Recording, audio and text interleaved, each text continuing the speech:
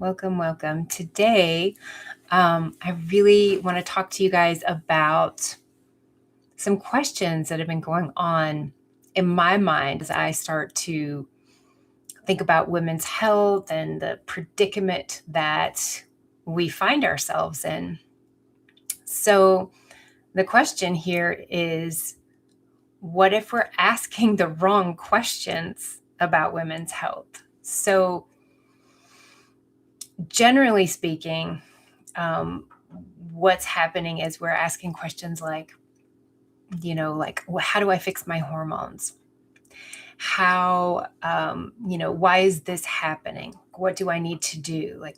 We're kind of, everything's in a little box on its own. And that's just not how anything works in regards to health.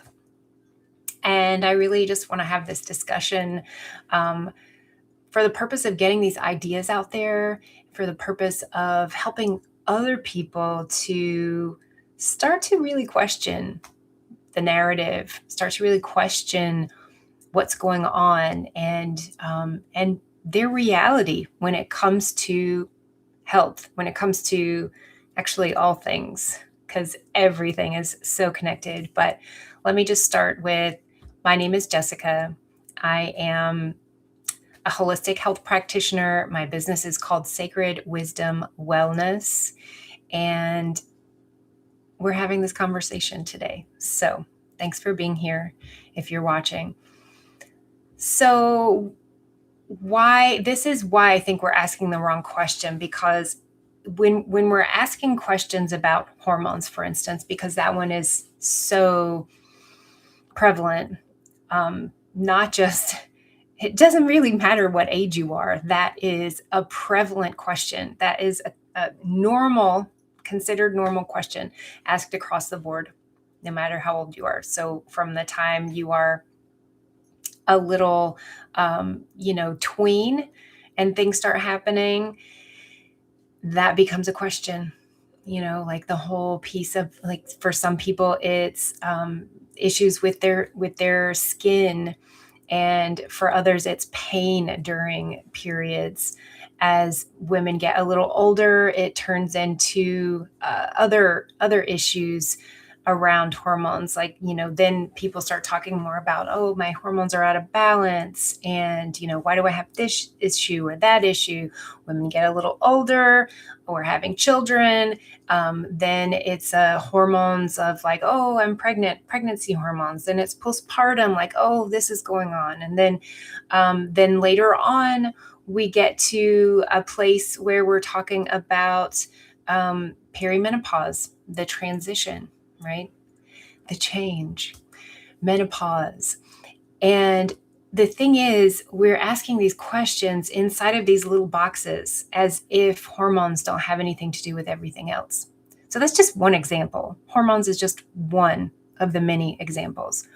But I mentioned this one because, again, it is so normalized. Like, for a woman to think my hormones are out of balance, out of whack, something's off with my hormones. It could be anything. The thing is, what I'm seeing is that most people aren't connecting these dots. So when a symptom shows up, we look at it as something that is wrong. And we ask the question of, oh, how do I fix this? What's wrong with me? Rather than, my body is communicating, what is it trying to tell me? So I just want to step back, and I know this idea of symptomology as communication is not normal in our culture. Most people think of that as a really out there concept. The idea that your body's communicating, like, it sounds very woo woo to a lot of people, but it's not.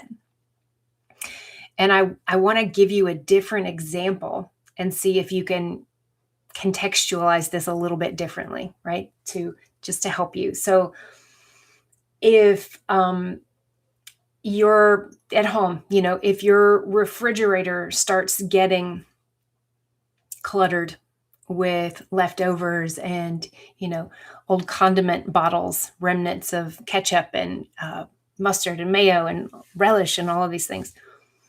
Do you think something is wrong and then, call someone who might be an expert in this to figure out what do I need to do?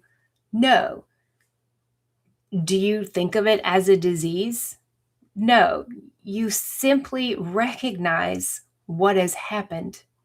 What has happened is that someone has been neglectful about throwing away or eating the leftovers or throwing away the leftovers. And food is, there's remnants of food that just needs to be taken out. Things need to be taken out and thrown away.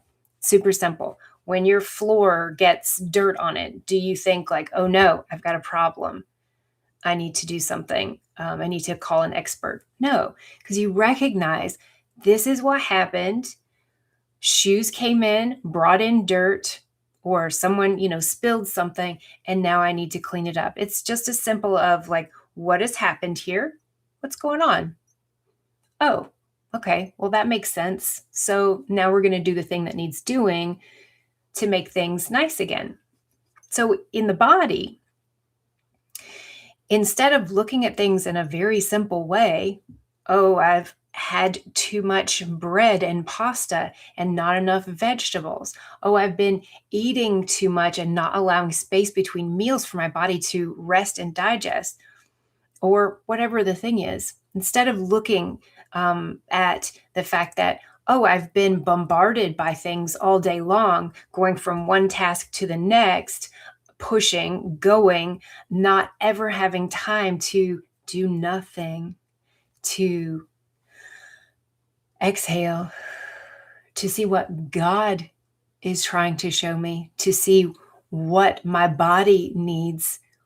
When we move like that at lightning speed all day long, of course we're going to feel disrupted.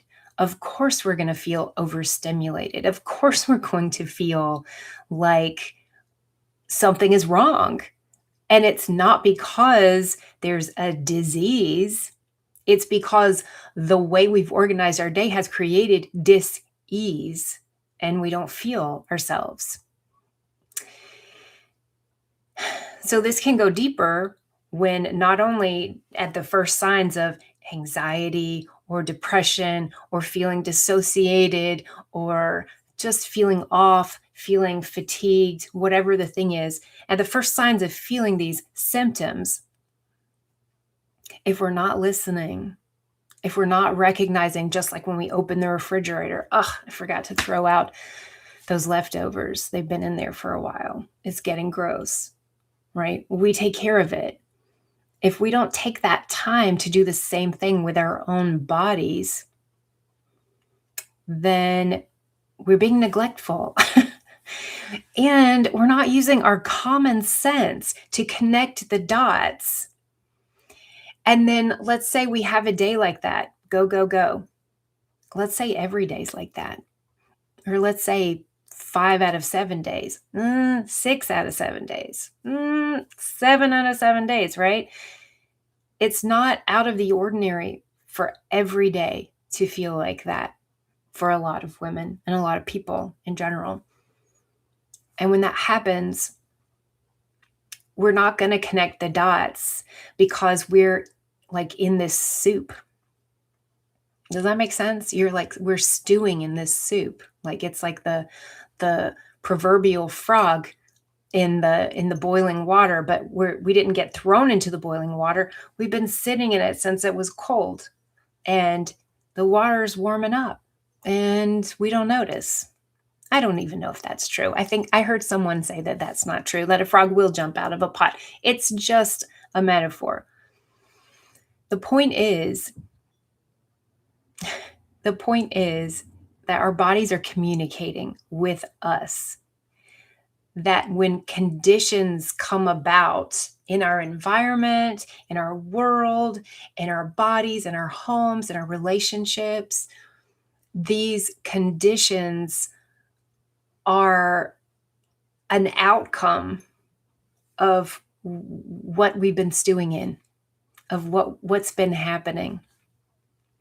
So I'm wanting to just pose this question of, what if the symptoms that we feel, the symptoms that we're noticing in our bodies, actually make sense? And that's why I'm teaching a workshop on this subject, because I want to help people see that it's really not so far out of the ordinary with the type of lives that we're living, that these health outcomes that we're seeing, I mean, I think most women live a little bit in isolation because we live in our heads, because we think that to some degree we should kind of have it all together and know what we're doing. And maybe that's true for all humans, actually. But it's important for us to recognize that if you're feeling something, most likely your sister is too. Most likely all women are having that experience to some degree, because we're all living in this same world. We're all thinking a lot of the same things and just not saying them. So I just want to put that bug in your ear today of, what's going on? What questions can I be asking? Does it make sense that I'm having the symptoms that I'm having? Because it's not like a thing happens to us and there's a problem that we need to go outside of ourselves for help. Your body really is intelligent. There's wisdom in this vessel that God created. And if we take the time to sit with it, if we take the time to listen to life and to our bodies and to God, then we're going to gain a lot more wisdom. And we're going to connect those dots more and more. You're going to start to see that, oh, this happened because of that, instead of panicking, and being completely in a place where we're not taking responsibility for our own choices, or our choice to not choose and just go along with modern culture and just like, well, I'll just do that. That's what everybody's doing. And then wonder later on, like, wonder what happened. I better call the doctor. I better schedule an appointment. I better get on XYZ in order to combat this. There's nothing to combat. What if there's nothing to combat? What if there's nothing wrong with you? What if your body is adapting in perfect wisdom to the situation that it's in? That's radical for some people. But that's the holistic way of looking at things. That's the terrain way of looking at things. And that more and more is how I'm beginning to see everything in life, from, our health to our physical environment, like every layer. So what happens when we stop treating symptoms as enemies? That's a question I'd love to hear your thoughts on. Since you're not on here with me, you can comment below and let me know. The other thing is, what have we been taught as women, as people, as humans? What have we been taught to believe about symptoms? There's a, like, converse to what I just said. Like, there is the mainstream thought out there around symptomology is that you have a symptom and something is wrong. And the thing that we're all told to do is go see your doctor. And then the thing most likely that happens at that point is that you get put on some kind of a pharmaceutical. Very rarely do doctors give you some kind of lifestyle medicine, which is what a lot of holistic practitioners will do. Look at what's going on and see how did this happen? How did this come about? What is the terrain that created this? What is the the environment, the conditions that existed in order to make it so that this is what the body's doing? It's a much bigger conversation, and there's a lot more complexity to it, and there's also more subtlety to it. And lifestyle medicine is literally like, what falls under lifestyle medicine is everything. Everything that you do with yourself, from the thoughts that you think to the food that you eat to the rhythm of your day. How much sunlight are you getting? Everything about you, right? Your relationships, what you do with yourself on a daily basis and a rhythmic basis. So it doesn't have to be every day, but like is there a rhythm to it? Are you living with rhythm? So